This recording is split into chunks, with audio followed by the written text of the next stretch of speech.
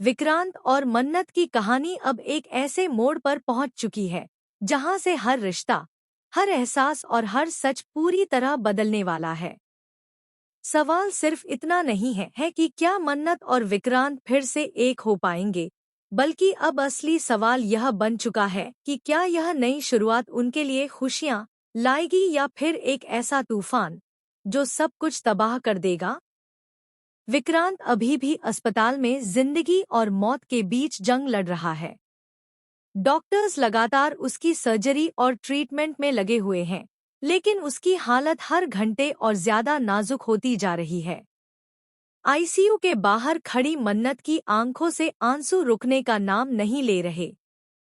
पहली बार उसे एहसास हो रहा है कि अगर उसने विक्रांत को खो दिया तो वह खुद भी पूरी तरह टूट जाएगी। लेकिन तभी कहानी में आता है सबसे बड़ा इमोशनल मोमेंट।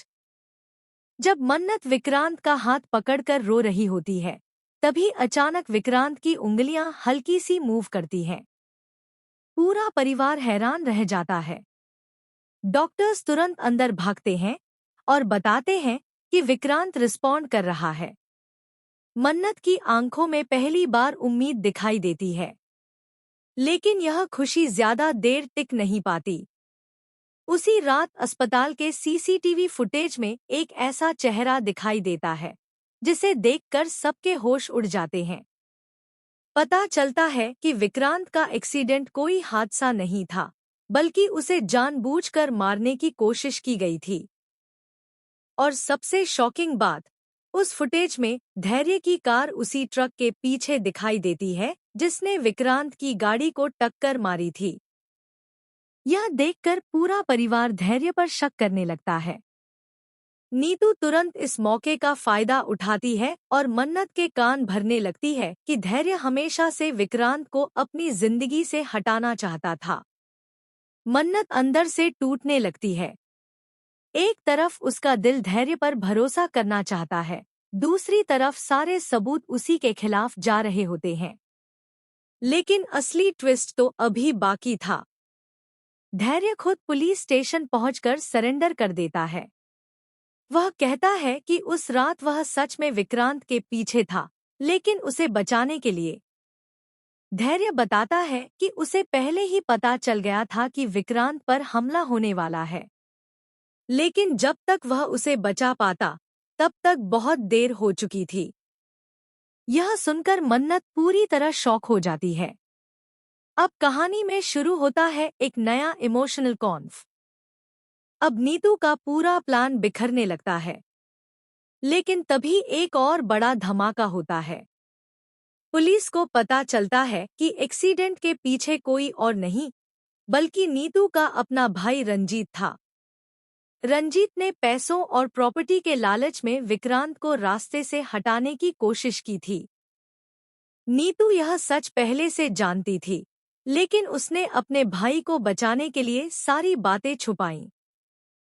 जब यह सच सामने आता है तो पूरा परिवार नीतू से नफरत करने लगता है।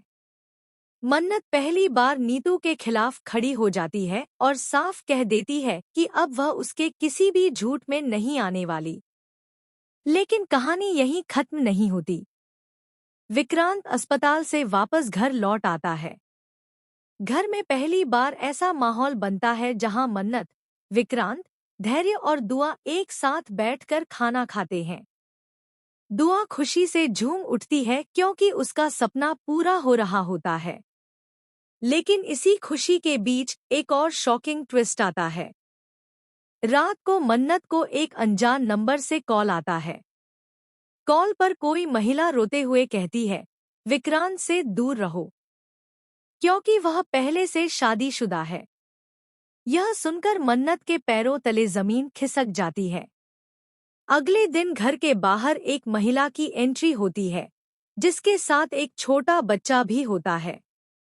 वह खुद को विक्रांत की पत्नी बताती है और कहती है कि उसका बेटा विक्रांत का असली वारिस है।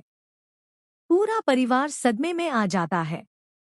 मन्नत की आंखों से आंसू बहने लगते हैं। जिस इंसान के लिए उसने अपने दिल की बात स्वीकार की, उसी के बारे में इतना बड़ा सच सामने आ चुका है।